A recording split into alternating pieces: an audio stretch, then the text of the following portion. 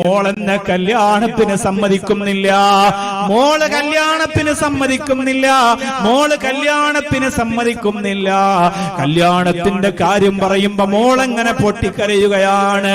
എന്തേന്നറിയില്ല. ഞാൻ ചോദിച്ചവൾക്ക് വല്ല പ്രേമബന്ധത്തിലും കുടുങ്ങിപ്പോയതാണോ? ഇല്ല ഉസ്താദേ, ഒരന്യ പുരുഷന്റെ മുഖത്ത് നോക്കാത്ത മോളാണ്. വീട്ടിലിരുന്ന പോലും TV കാണില്ല, യൂട്യൂബിൽ പോലും അനാവശ്യങ്ങൾ കാണില്ല. അതിനൊന്നും എന്റെ പൊന്നുമോൾക്ക് താല്പര്യമില്ല, സമയമില്ല. വെളുപ്പിന് 4 മണിക്ക് ഉണരാത്ത ദിവസമില്ല.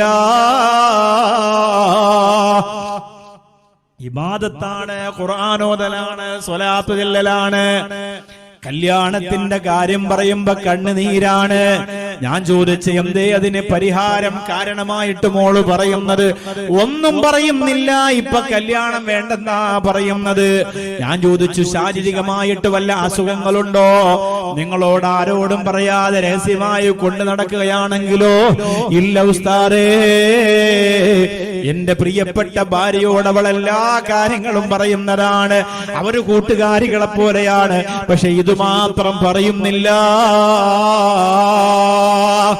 അവസാനം ആ പ്രിയപ്പെട്ട പൊന്നുമോളോട് സംസാരിക്കണമെന്ന്, മോള് ഉസ്താദിനോട് സംസാരിക്കണമെന്ന് പറഞ്ഞു. അല്ലാഹുവേ പടച്ചവനെ, ഉപ്പ റൂമിൽ നിന്ന് പുറത്തിറങ്ങണം, എനിക്ക് ഉസ്താദിനോട് സംസാരിക്കണമെന്ന് പറഞ്ഞു. ഉപ്പ പുറത്തിറങ്ങിയിട്ടാ മോള് പറഞ്ഞിരെന്തെന്നറിയോ? ആ മോള് പറഞ്ഞിരെന്തെന്നറിയോ? 19 വയസ്സായ പൊന്നുമോള് പറഞ്ഞിരെന്തെന്നറിയോ? കോഴിക്കോട് ജില്ലയിലെ 19 വയസ്സായ പൊന്നുമോള് പറഞ്ഞിരെന്തെന്നറിയോ? ഉസ്താദേ, ഞാൻ 4 പ്രാവശ്യം അല്ലാഹുവിന്റെ ഹബീബിനെ സ്വപ്നം കണ്ടവളാ. 4 പ്രാവശ്യം അല്ലാഹുവിന്റെ റസൂലിനെ സ്വപ്നം കണ്ടവളാണ്. പരിശുദ്ധ മദീനയുടെ മുറ്റത്ത് അല്ലാഹുവിന്റെ ഹബീബിനെ വിളിച്ചു കൊണ്ടുപോയതാണ്. എനിക്ക് കാരക്ക തന്നു, എനിക്ക് സംസം വെള്ളം തന്നു, എന്റെ തലയിൽ കൈവച്ചു, എനിക്ക് വേണ്ടി ദുആ ചെയ്തു. എന്തോ ഒരു പ്രകാശമാണ്, എന്തോ ഒരു ജീവിതത്തിന്റെ സൗഭാഗ്യമാണ്. ആരോട് ഞാൻ പറഞ്ഞിട്ടില്ല. എല്ലാ കാര്യവും ഞാൻ പറഞ്ഞു കൊടുക്കുന്ന ഉമ്മച്ചിയോട് പറഞ്ഞിട്ടില്ല. എന്റെ ജീവിതത്തിൽ അത് വലിയ രഹസ്യമായി കൊണ്ടു നടന്നതാ.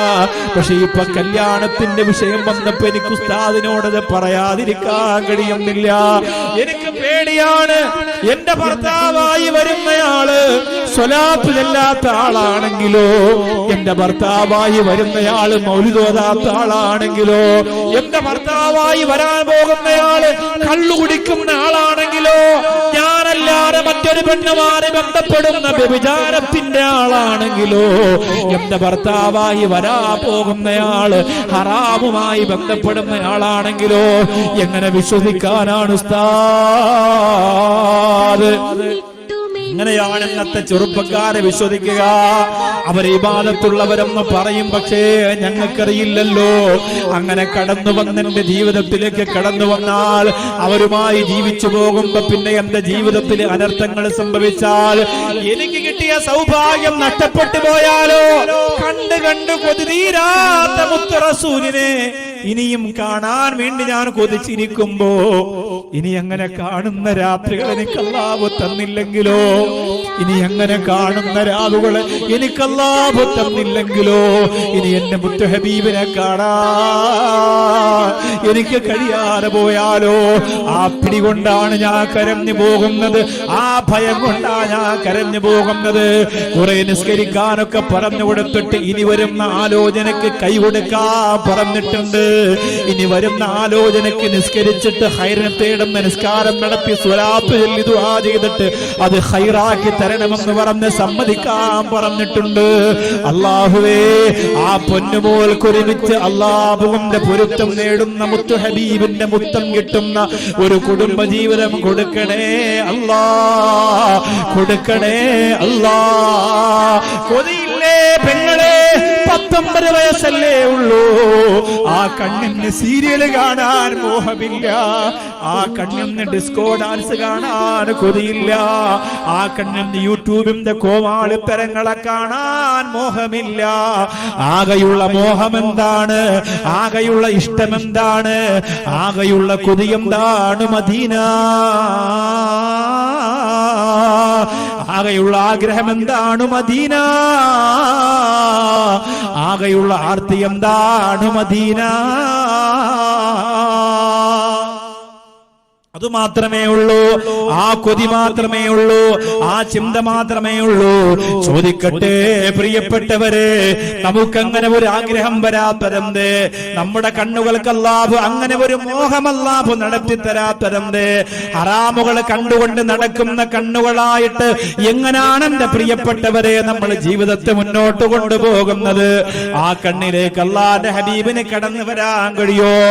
ആ കണ്ണിലേക്ക് മുത്ത് ഹബീബിന് കടന്നു വരാൻ പറ്റുമോ?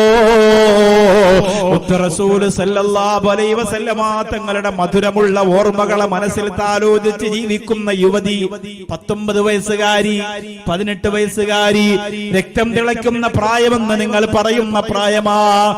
കണ്ടവന്റെ മസിൽ പവർ കണ്ടിട്ട് വേദനയോടെ പ്രസവിച്ച ഉമ്മയെ പോലും മറന്നിട്ട് അവന്റെ കൂടെ സുഖിക്കാൻ ഇറങ്ങിപ്പോകുന്ന പ്രായമാ. സുഖരസങ്ങളുടെ കൊച്ചു വർത്തമാനം പറഞ്ഞ് പൊട്ടിച്ചിരിക്കുന്ന കളിചിരിയുടെ പ്രായമാ. മറക്കുന്നു മോളെ, അതെല്ലാം